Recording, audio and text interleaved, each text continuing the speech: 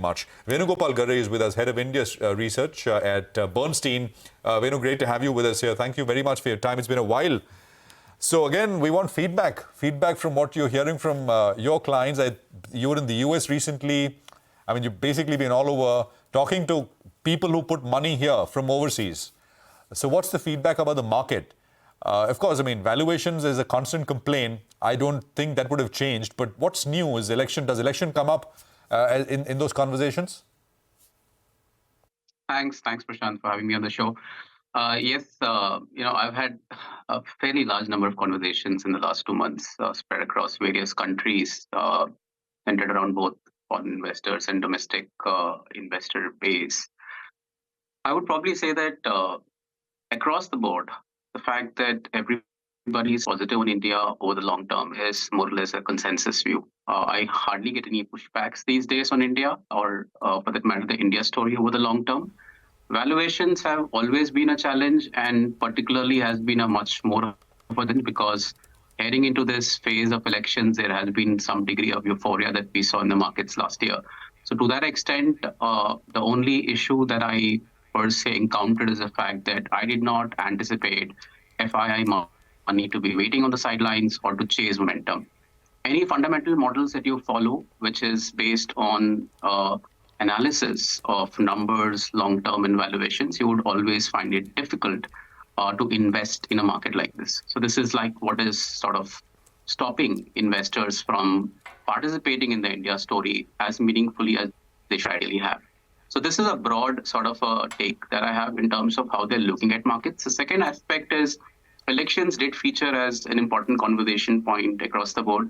I don't think anybody was anticipating or expecting a change of government or trying to position for a change of government, right? So whatever challenge that you saw in the equity markets in the last month, I would not attribute it to an election-led impact, which is FII selling that you've seen.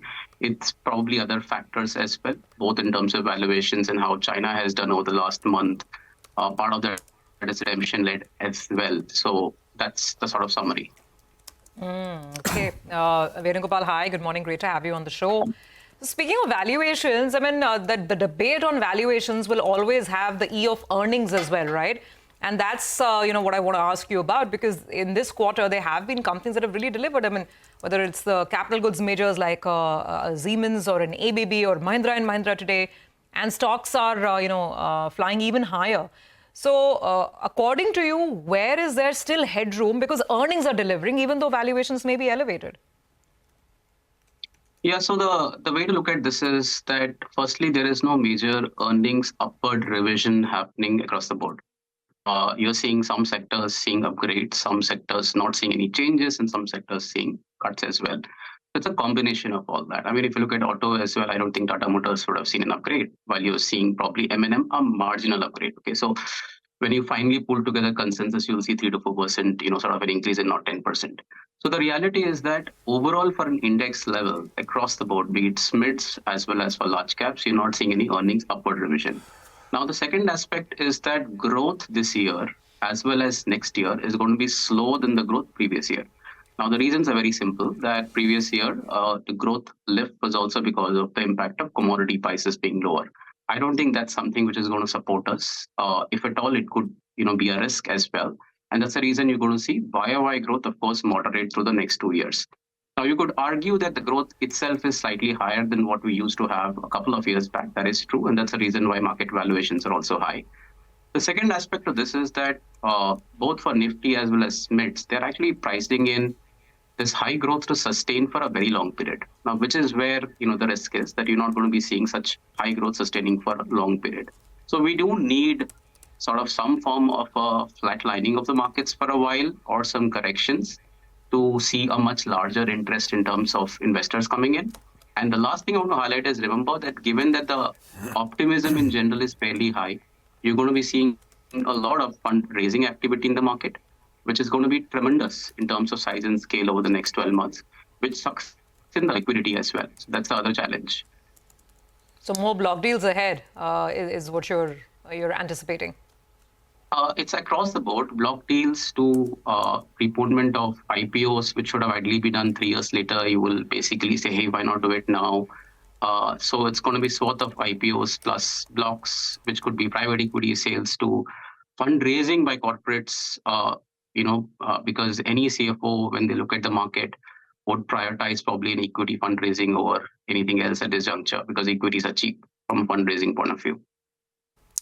Hi, Venu. Good morning and good to see you, Ben. I want clarity on a couple of issues then. You sound a little bit cautious on earnings. So what are you factoring in? The street is at around, low to mid-teen growth. What are you factoring in earnings growth here in India? And also, I was reading your earlier note where people are talking about 400 seats and you said mathematically that looks a little bit challenging. But do you think the street will be okay if you get a simple majority for the ruling BJP-led NDA? Yeah. So the first thing, on the earnings point of view, I am basically of the view that Nifty 50, which is the main index, is probably going to be in the mid-teens to slightly below mid-teens range. And of course, it will be lower, a bit lower than that for next year, FY26. While for the broader mid-cap index, which actually on my bottom-up growth was more than 30-35% last year, it crosses somewhere in the 20-25% range this year and 15%, 17% range the next in FY26.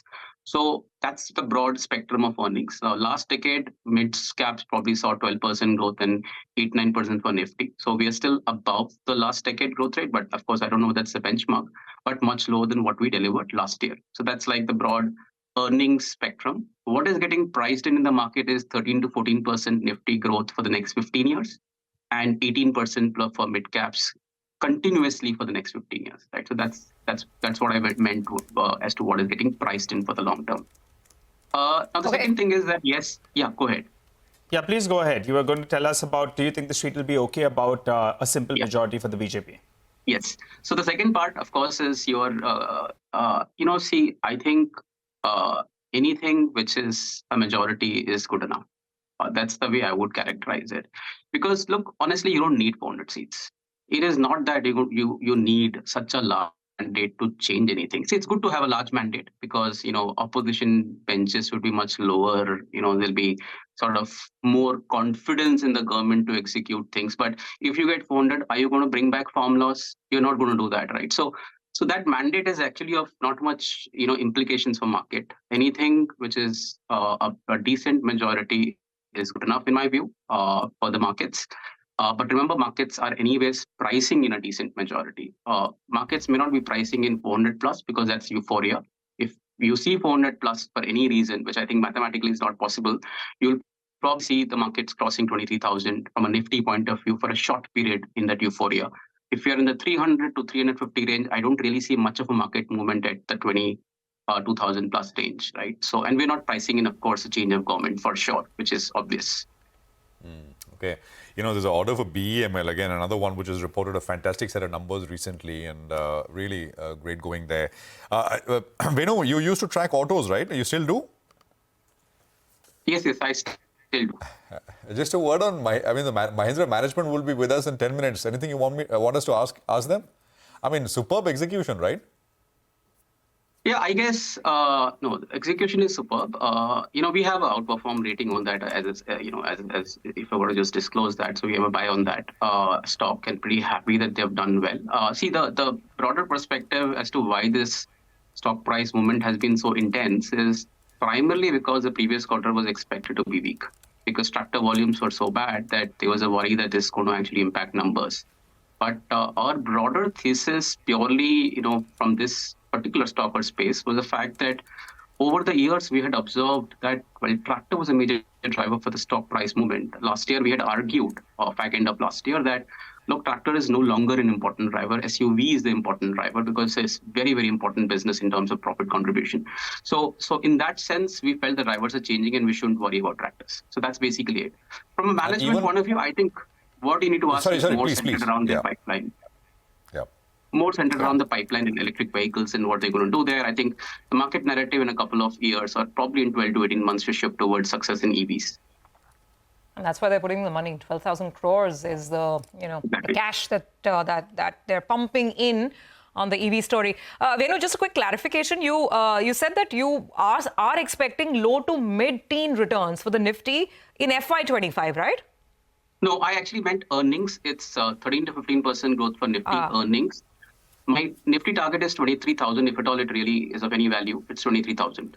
Which was 8% return YTD. Yeah, 8%. That's why the clarification. Yeah, because I kind of eyes popped when you actually said 15% Nifty return this year.